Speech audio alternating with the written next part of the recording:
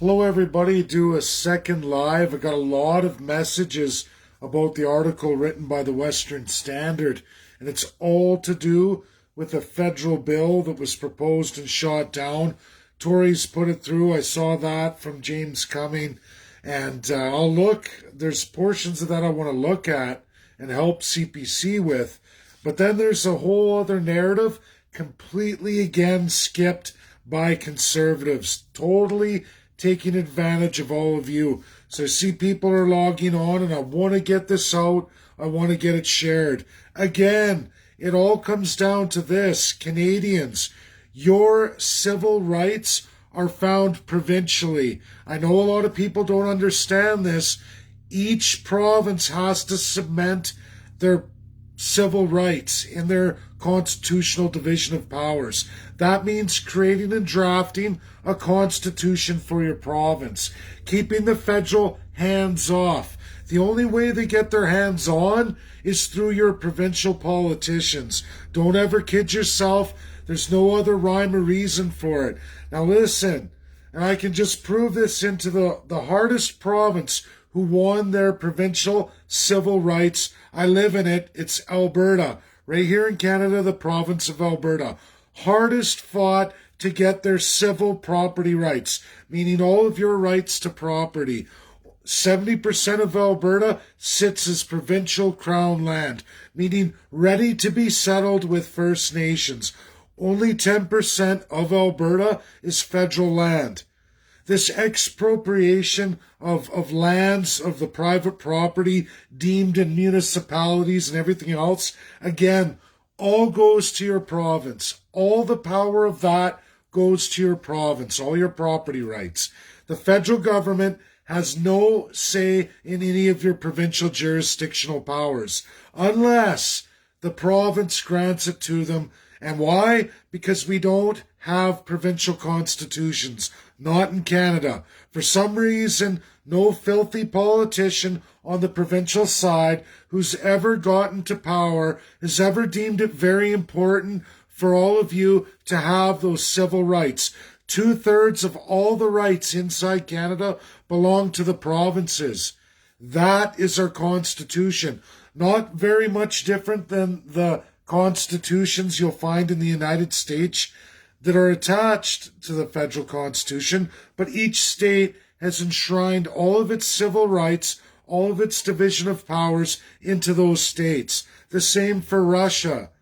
We don't have that in Canada. There shouldn't even be federal bills being tabled to do with anything to do with your private property. It's supposed to all be provincial. How would they get to this point? Well, it's easy. Your provincial politicians will not give you your rights enshrined into any constitution, provincially or territorially. They say no way. They don't want to give it to you. It's why you're going through firearms. Firearms, the biggest thing with firearms, they should all be under division of powers, provincial. Now, the federal's going to say, oh, but there's risks. Sure, on criminal acts, but if you're talking about a legal gun owner, a legal property owner, who has that right? The province does. And you could easily enshrine that. All you have to do is get your provincial leader, which is your premier, or for the territories, and each and every one with their majority party get a constitution drafted and passed. Not only enshrining all your rights that were given to you in 1867, but also laying out rules for how you're to be governed by those same politicians. They don't want to do that. They absolutely do not want to be accountable, do not want to have to be responsible to you, the people. That is the country you live in. This is the problem, and this is what the Canadian Constitutionalists Party is going to do for all of you. There's nothing you can do about it anyway. These presentations, these town halls will go. We will have great speakers from all over the world to present even in minority groups' languages. You're going to get to see this in English. You're going to get to see this in almost every language in Canada. First Nations is an issue. I'm going to have to work with the First Nations to bring that on board, which means finding First Nations lawyers in their natural languages and to customize for the natural law through smudge and song and work that out. I'm not there yet. That's quite a bit down the road. Not lost or forgotten. It is on the agenda, but we're working through our party little by little, and we're getting there. We still have to go out to many other provinces, and we have to get the support of other provinces, as in signature drives in other provinces. I will be doing that just as soon as I get my job and I get out of this province and I get to Ontario. I will be doing this through Ontario and Quebec. It is coming. There's not much anyone can do to stop it. Yes, the federal government can hold an election early. I think all parties may look at that, as sad as that is. I think CPC in league with Liberals and NDP may very well force that to delay such a party as mine coming forward. They're going to do that because nobody likes real credible experts from the world stage, especially if they have mass amount of books and it's in absolute truth. Then they think, oh, geez, we've lost our immigration, our small groups of minorities, because they don't know the language very well. And how dare somebody come along who can present that with their experts from the nations they've all come from. That's what I can do. That's what's going to be done. That's absolutely what this party's going to do. And it's going to be for all Canadians. We're going to bring unity back by giving the people their power. All people. And you know what? There isn't a party offering that. There's no way. And they're all desperately afraid of such a party coming forward. And it is coming forward. And there, like I said, there's nothing they can do. What's upsetting me is all media sources keep going back to a federal narrative that absolutely strip all of you of your enshrined provincial powers. They don't want to address the fact, no party. I have yet to find one party that wishes to create or draft a constitution for each and every one of you within the realm of your powers, just in the provinces or the territories. As in Ottawa wants this full autocratic power, you get premiers and their party of a whole bunch of backbenchers, lazy MLAs right across Canada who don't do a thing. Most of them, at least 70%, don't even host any kind of online town halls or nothing from any of you. They're all collecting paychecks. Many MPs on the federal side are doing it too. You are limited, very limited, to an appointed Senate, to MPs inside that Privy Council, and that's it. And if they're not inside that Privy Council, you don't get any representation. Your provincial premiers in their mandatory majorities that they won in their election run full autocratic. They get their bills passed by appeasing a federal power of lieutenant governor. It goes right back to Governor General, who absolutely goes to Prime Minister and the Privy Council, or senators who happen to be in your province that are tied to that Privy Council. That's what you get in Canada. Very, very autocratic. Putin doesn't even come close to what Canada is. Not even close. And they will run him down for taking some of those powers in the example of Canada and utilizing it in his fresh constitutional reforms, his amendments. And he took some powers from Canada. Absolutely. Such a great example, an autocratic example. Now, Putin took those for his federal narrative, but he absolutely hasn't stripped his 85 regions of any of their divisions of powers, which get 2/3, no different than the United States.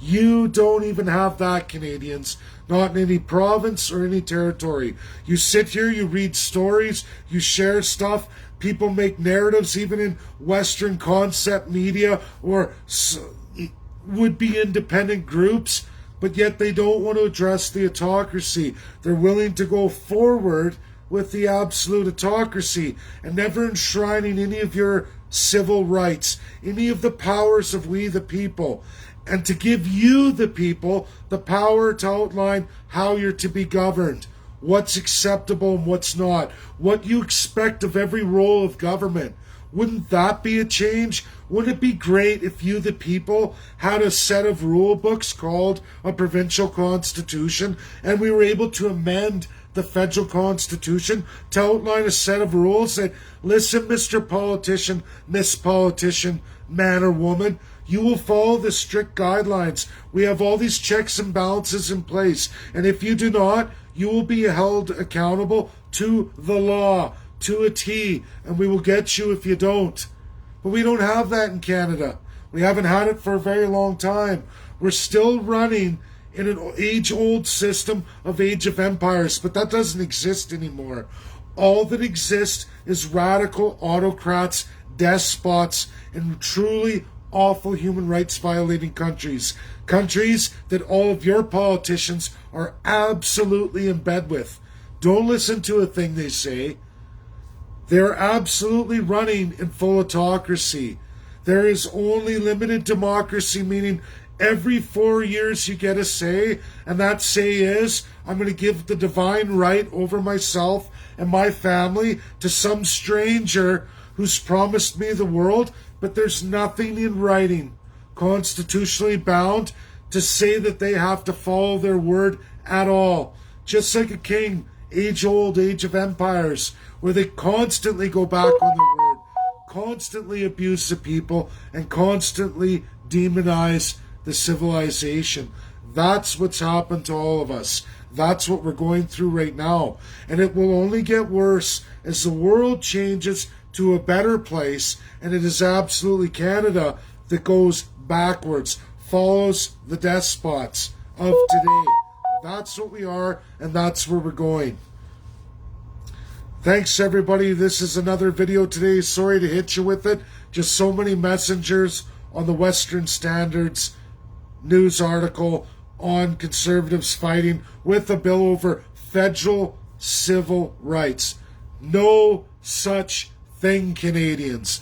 Zero. And the more people talk about it, the more you're going to transfer that power to a central system. You might as well say to Toronto and Montreal. Sorry, that's how it is. Doesn't matter where you live. That's what you're embracing when you allow media groups, doesn't matter where they're from, to write these stories or let federal politicians give you this narrative. It is unconstitutional.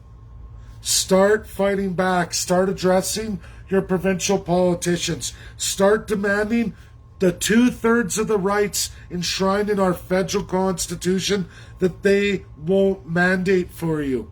Why is that? Get on them. Get busy.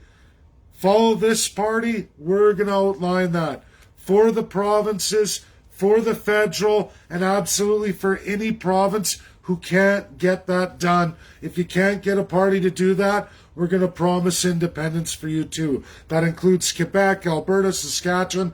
Any party that wishes to look at that, you will get that narrative too. All at the same time. We either, one, fix Canada, two, we fix all the provinces and enshrine those rights, or three, we start separating provinces. Just like that, all at the same time. It's really up to all Canadians who you're going to go for, who you're going to follow, and what do you want to get achieved and done. Because if you can't get this done federally, and everyone's happy with that centralization and that Ontario and Quebec, then we're going to roll out provincial constitutions too. And if the provinces can't get that done, then I guess it's going to be the rollout at the very same time of independence for those who want it. And that's what we're going to give. That's going to be the tremendous gift. The gift of the work that nobody wants to do for you. Giving you the power of the people to make that determination.